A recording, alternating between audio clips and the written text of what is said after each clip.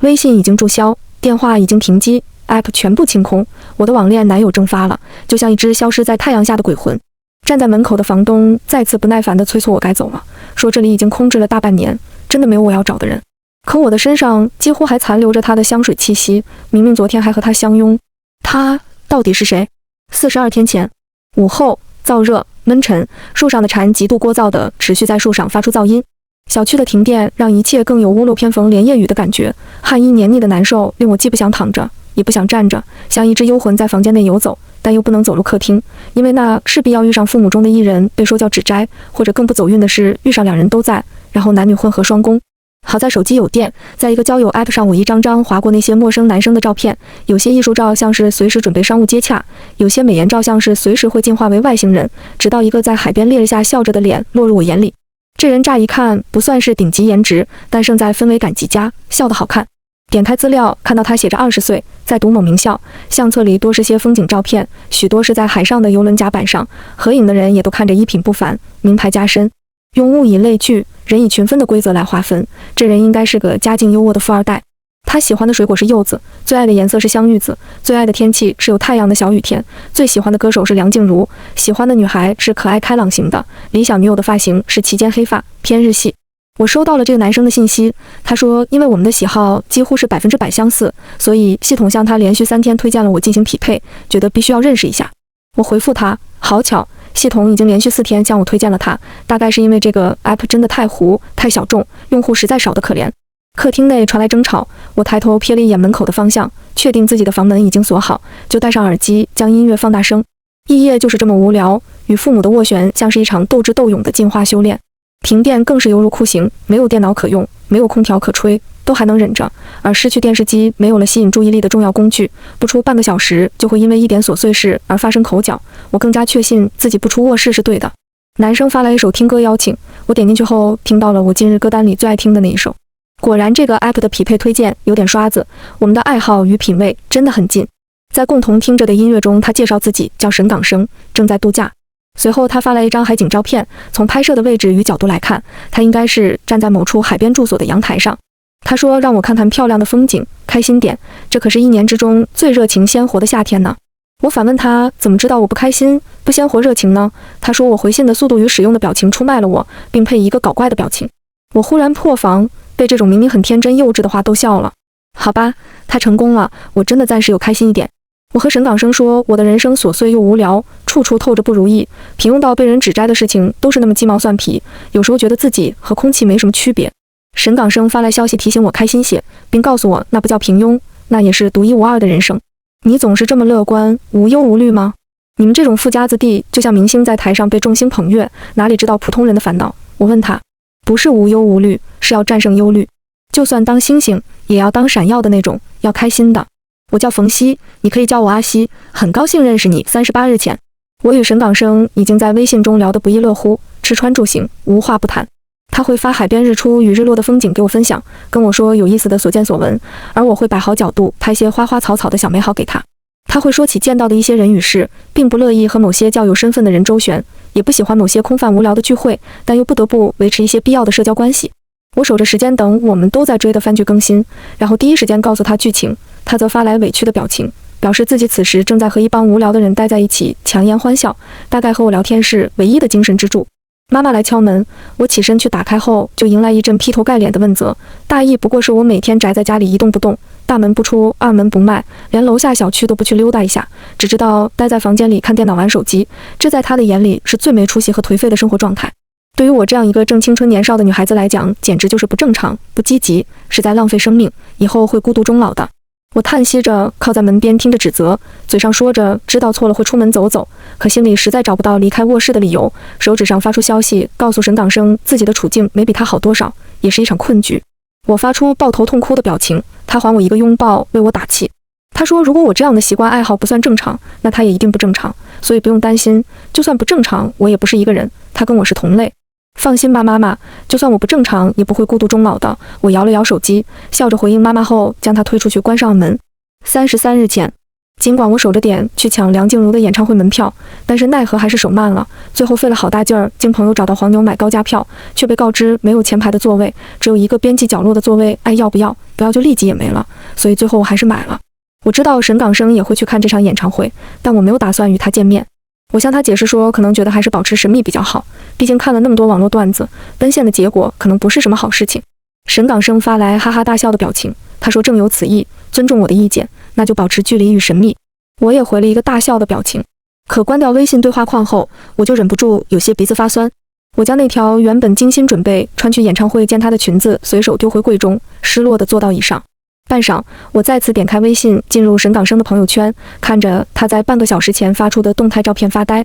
沈港生的朋友圈里写着今晚的演唱会将快乐送给一个可爱的女孩的文案，并配有一张他和一个女生笑得灿烂极了的合照，可见今晚他不会是独行。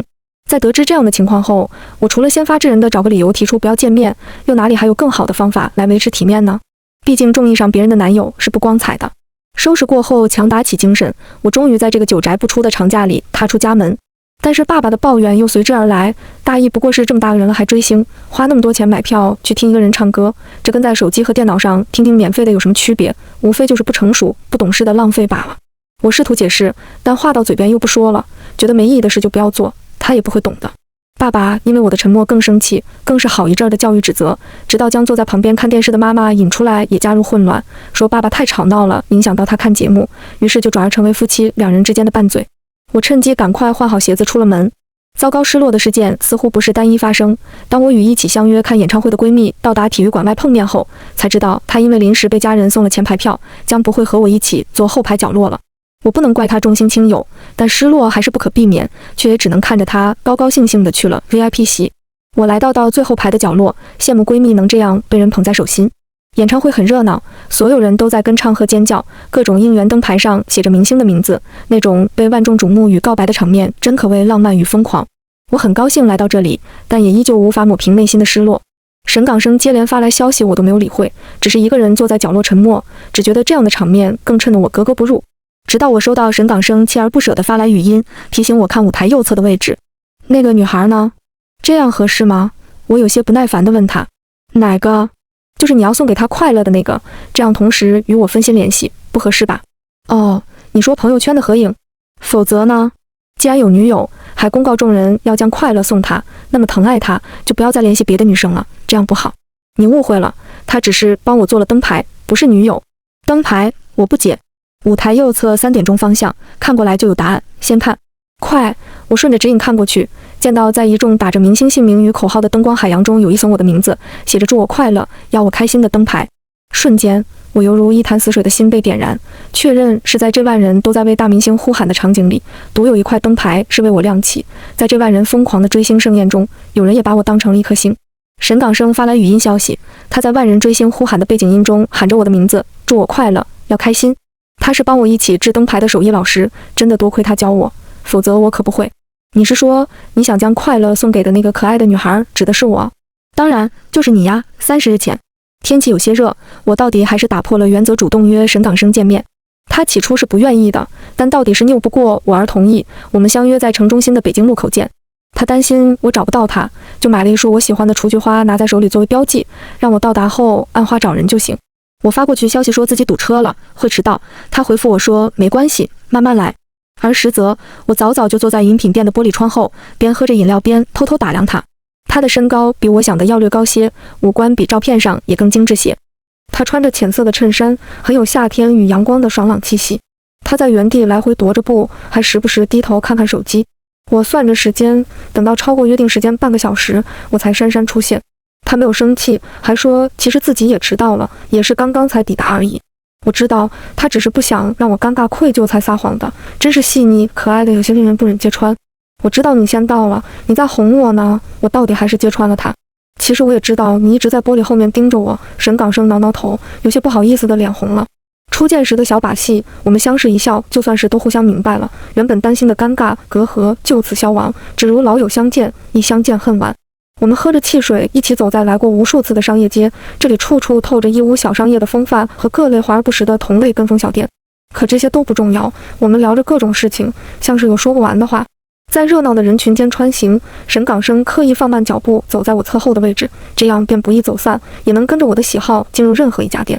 我们从午后一直走到傍晚，又在海边公园看了日落。我问他为什么喜欢海，他说是因为足够荒芜和广袤，逃离陆地，靠近天空，一切都会变得不一样，少了很多条条框框的东西，脚下不踏到土地，就会感觉更多的是自由。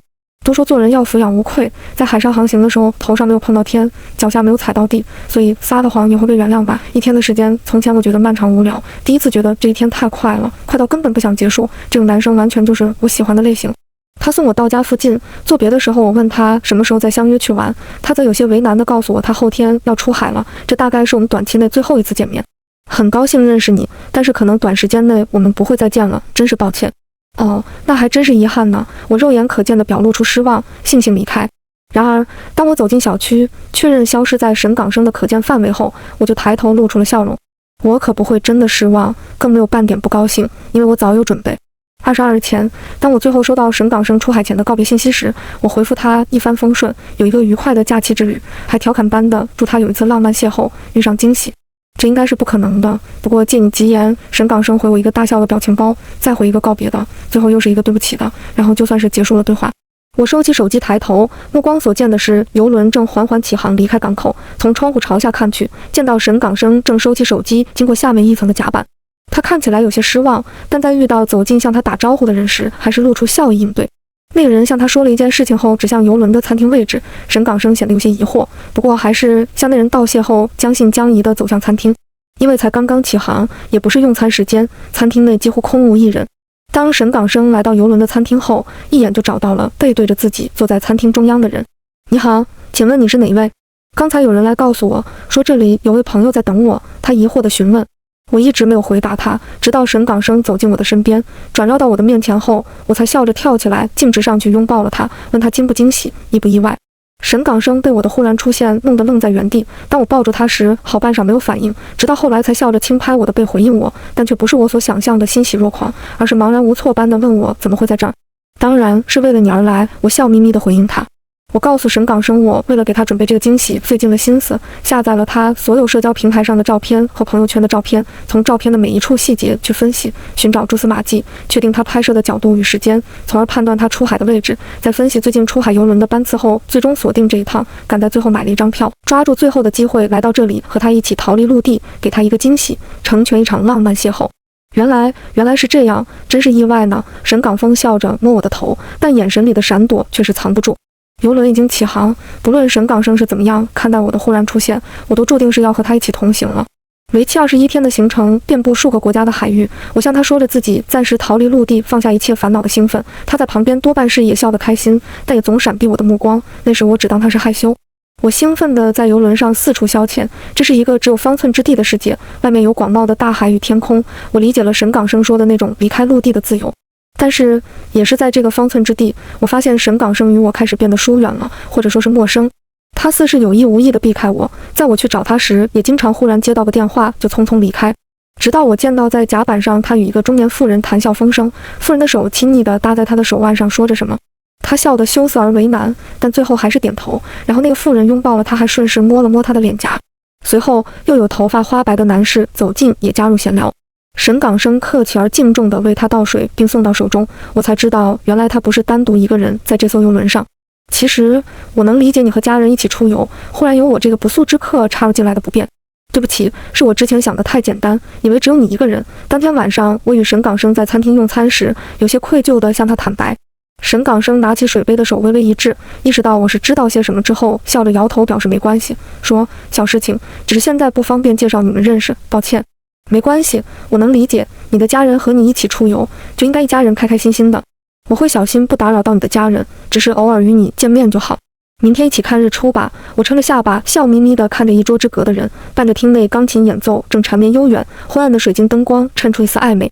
起风了，台风可能要来，最近应该不会有好的日出风景。沈港生侧头朝窗外看去，望着起伏的海面，给我一个并不完美的回答。服务生送来我提前订下的海鲜餐，在问及酒水的选择时，我看向沈港生询问意见。他略有迟疑后报出了某款红酒的年份与品名，那酒一切俱佳，是红酒中的上品，但我却不由一愣。作为一个生活优渥的富家子弟，怎么会不知道这个品类的酒是不合适配海鲜的呢？不过，在我正细想这是否是我多想了之时，一声碎响在耳边传来，打破了原本浪漫而静谧的游轮餐厅。有妇人吵吵嚷嚷地走进一处桌边，声色俱厉地指责着桌前穿了抹胸小礼裙的年轻姑娘，将酒水掀翻弄了一地狼藉。姑娘吓得花容失色，坐在对面的中年男人则侧头不语地回避。不过是俗套的一出情感伦理闹剧，本不值得我去太在意。但当桌上的中年男人忽然起身吼了妇人一句之后，那妇人便疯了一般，抓起旁边一切可以碰到的东西丢掷开，恰巧有一只酒杯就朝着我而来。我下意识地想要避让，却为时已晚。眼看着高脚杯撞上柱子后化为碎片朝我滑来，我除了闭眼无计可施，直到一个拥抱从旁边紧紧揽压而下，头上传来一声抽泣。我被沈港生护进了怀里，而他自己则被2片碎片划伤了眼角与眉骨处。处理伤口时，医务人员说稍偏一点就会很麻烦，我由衷的感动后怕。沈港生则轻拍我的后背表示无视，还说了一个蹩脚的笑话来哄我开心，并指着眉眼处的创可贴说这算是个小标签，记录着我们之间的点点滴滴。几天后，我在影院内遇到了那对中年夫妻，我略有些意外。坐在他们的旁边，我像是知道一切，又像是一无所知。我听到2人之间的对话，依稀可以得知这对夫妻拥有着不菲的身家，甚至这艘邮轮航线就是他们的产业之一。邮轮影院的负责人亲自前来接待，询问是否需要单独安排场次。2夫妻十分宽厚得体，表示只想当普通的客人而不被特殊对待，还向旁边的我示意微笑。我也会意的点头，表示不会声张。我想，这大概也就是沈港生平时有些神秘的原因。他生于一个低调的家庭，并不喜欢张扬。当天观影结束后，我独自去甲板上喝了杯饮料，直到深夜才返回自己的房间休息。当晚我昏昏沉沉的睡去，之后发生的事情不太记得清楚，直到醒来时手上扎着针，看到沈港生趴在床边睡着，眉眼处的创可贴还是我选的那种款式花样。医生说我是吹了太久的冷风后导致发烧。沈港生急得来回打转，衣不解带，足不离床地守着我，明明什么都做不了，还一个劲儿地问医生自己能做点什么。这个男生是真的很在乎你，你要是再不退烧，他就要在我的医务室门口打地铺了。医生在做检查时笑着跟我打趣儿，我笑着向医生道谢。看医生出门后又有些失落，直到沈港生捧着碗进来，让我吃些热的东西补充能量。我捧着汤碗，看到他掌侧的细微烫伤痕迹，又将到嘴边的话咽了下去，抬头笑着说好。似乎这一趟行程注定不会太平静。就在我退烧恢复的那天，台风也来了。我从睡梦中被剧烈的摇晃与物品摔碎到地上的声响惊醒，随后便被剧烈的摇晃力道甩到床下。我极力撑着站起来，又很快不受控制地撞上桌椅。邮轮广播里传来工作人员的安抚话语，说因为台风的原因，现在邮轮有些偏离航线，但是请所有人相信工作人员会保证大家的安全与利益，请大家暂时留在房间，不要走动等。这样的话，在真实的震荡与摇晃面前显得更是有种欲盖弥彰的敷衍，除了令我在不明白真实情况下增加更多不安，毫无其他用处。海浪拍打着窗户发出嗡鸣，我看见水渍渗透进来的痕迹，通过自己房间的方位判断现在的水位已经到了可怕的位置，能感觉到生死一线的威胁在靠近。我找到一个位置稳定住自己，拿出手机给父母编辑了一则信息，劝他们以后不要再为小事争论不休，最后和他们说再见。我不确定能否发出去，只匆匆按下发送键。又一次大浪的拍打与剧烈摇晃后，我被甩出去，撞到一处桌角边沿，再反摔回去，扭伤了脚，直接再也起不了身，手机也不能使用了。而这时候，广播里传来通知，请所有乘客前往位于船体中心的一处验厅集合，以便于人数清点与安顿。我趴地在地上，怎么都起不来，只能听到外面的脚步与疏散声，任是我怎么喊都没有人应答。直到外面跑动的声音渐渐小了，我知道这条通道里住着的人几乎都已经离开。我的手摸到地板上的海水，知道水在一点点渗进屋内。就在我头脑发胀、发痛无能为力时，有人开始拍打房门，外面传来沈港生喊我名字的声音。后来，船上的工作人员说，因为我所住的那一侧的船体出现了破损，所以我们那边的疏散是临时发起的。当时海水灌入的情况与速度不清楚，沈港生是唯一一个主动朝那边跑去的人，而且之后一直没返回。当时很多人都以为会出意外。在风浪中，沈港生背着我在摇晃的通道里走了好一阵，因为不断的磕碰和随时滑来的物品，我们几乎遍体鳞伤。逐渐上升的水在提醒我们情况紧迫，我在身体与心理上陷入一种近乎折磨的处境，唯有沈港生背着我一直向前。即使我们被迫止步于一堵无法打开的门时，他也一直告诉我要相信不会有事。没事，我会一直陪着你的，沈港生。如果这一趟我们都相安无事，我们就交往吧。我喜欢你，不论如何。我在嘈杂声中冲他说。这种话要站在陆地上回答才算抚养无愧。你打起精神，不要害怕，回到陆地后再说。我当他这是默认与鼓励，坚定地抓紧了他，一起靠坐在背门后，由他在这个三角区域为我撑起一片暂时的安定。好在最后风浪停止，游轮的受损也得到修复，我们都平安了。在风雨后的第一抹阳光照落到游轮上时，所有人发出欢呼，我和沈港生也在站在甲板上雀跃不已。我直接拥抱了他，坚信这是一个美丽故事的开始。当初我为了他登上这艘游轮，现在又开始迫不及待地希望早日靠岸，以收获他的答案。7日前，晚霞如云，水光潋滟。游轮靠岸时，我与沈港生在港口作别，约定好第二天在当初见面的路口见面，然后我与他拥抱作别。他笑着习惯性地摸我的头后退开，祝福我要战胜忧虑，开心些。他站在原地看着我，以手背朝外轻推着做手势与我告别，还说要看着我先离开，自己晚点再走。6日前，我穿着沈港生最喜欢的那件衣服，画好精致的妆容，握着一束他最喜欢的小雏菊，怀着一腔满满的欢喜期待的心情前往约定地点。但是我等了整整一个下午，一直到太阳落山，他都没有出现。他的手机已停机，微信与各类账号已经消耗，我再无法发出任何一条消息给他。我带着见鬼了一样的心情回到家，把自己关在屋内。我打开手机里游玩时拍的照片，发现全都只有自己，这才想起一个令我后背发寒的细节：沈港生从来都不与我合影，只给我拍照，我连一张他的照片都没有，他没有留下任何与我往来的蛛丝马迹。闺蜜得知我的遭遇后想要帮我，她想到那一对富人夫妻，就开始寻找一切与他们相关的信息。她通过游轮的注册信息，终于找到其中那个富人参加活动时的照片，知道了他的姓名与家庭。然而当在追究下去时，得到的消息却是这对夫妻根本没有沈港生这样的儿子。闺蜜不甘心，通过一再分析比对后，找到了那处她曾拍摄风景照片的地方，以租房为名约好时间，找到相应的位置比对照片。但是我们见到的只是一栋空置很久的海边别墅。从房东处得到的消息却是这里从来没有这样一个住户，这里已经空置半年有余。天啊，你是见鬼了吗？闺蜜惊得张大了嘴。正当我们准备离开时，却意外遇上了那对富人夫妻经过，他们就住在隔壁。3日前，我去邮轮公司打听，在问过许多人后，终于遇上了一位曾在邮轮上工作过的服务生。他记得沈港生这个人，但现在也不知道他去了哪儿。何必那么执着呢？他都不想见你了，算了吧。服务生笑着打趣儿。如果我坚持呢？我问。服务生没有直接回答我，而是给了我一个地址。我握着小小的纸片，不经意地侧头，看见海风将港口的一片彩旗吹得烈烈翻腾。直到此时，我按着服务生给我的地址，找到空空如也的旧公寓，迎接了一个令人震惊的事实：沈港生只是这里曾经短租住过一个外地人，普普通通，连房东都懒得关心他的事情。但有一点肯定的是，他只是个在游轮上兼职打工的人，和这一片租住的许多人一样。很多船员都是这样的，出海了就无聊，在岸上时就会在网络上编些假身份骗人。这一行接触的东西看起来都不错，乍一看就是有钱有闲，很容易骗你们这样的小姑娘。别找啦，赶紧回去吧，房东催促着我离开空公寓。我在通往阳台的角落处找到了那一块灯牌，打开后上面闪烁出要我快乐的字眼，以及一封夹在灯牌后面的信。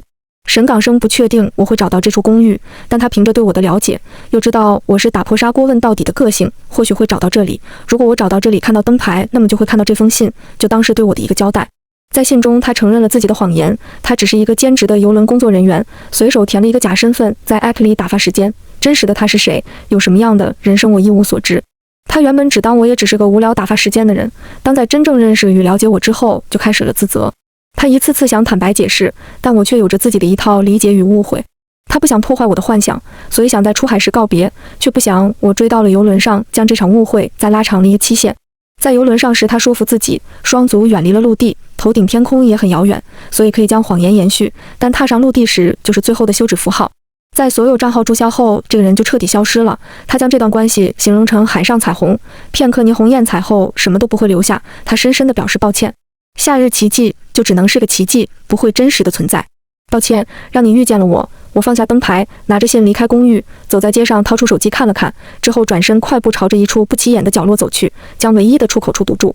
在闭塞的巷子内，沈港生猝不及防又避无可避，被我抓了个正着后的惊讶显而易见，几乎说不出话来，只能愣在原地。我知道你不是富二代，只是在邮轮上工作的人员，时常会去富人区，只是为了给贵宾安排行程，会与其中的一些人应酬往来，但却不是同类。我还知道这几天你总会出现在我找你的附近，在街角的店里看我等你，在港口看我去打听你的消息，在公寓附近看我去寻找你从前居住的痕迹。我先于他开口，将事情说得通透明白。你都知道，我只是想看看你会怎么和我告别。原来只是这样。我摇了摇手中那封夹在灯牌后的手写信。我只是个普通人，抱歉。沈港生低下头去。可是，你就不想听一听我的答案吗？我真正喜欢的也只是那个普通人沈港生，与其他无关呀。我翻转手机，让他自己看一看我的屏幕，上面的同步定位系统里显示着他的一切行踪。其实早在邮轮上时，我就已经发现他的种种不对劲儿，特别是在电影院与那对夫妻偶遇后，我在得知他们身份的同时，也知道了关于沈港生的真相。他只是个普通人，是我从一开始就默认了某个设定，没有给他机会解释。也是因为知道了这一真相，我才会吹了半夜的冷风而发起高烧。我一早就打开了他的手机定位绑定功能，就是防着他消失而不给自己解释的机会。现在才算是真正的告别，都各归原位，全部清空。你我之间再没有误会，以后都是新的故事。我将信递还给沈港生，冲他微笑挥手作别后，先一步转身。时间流逝，我继续过着自己的生活，从异业的状态里抽身，开始为新的前路做准备，学着试一试去时间的一句战胜忧虑，一切回归正轨。3个月后，我再次踏上一艘出海的游轮，坐在餐厅中央的位置，等待一个人出现，然后在他被信息吸引来时转身，微笑着冲他问好：“我是冯曦，很高兴认识你，我们重新认识，从头来过。”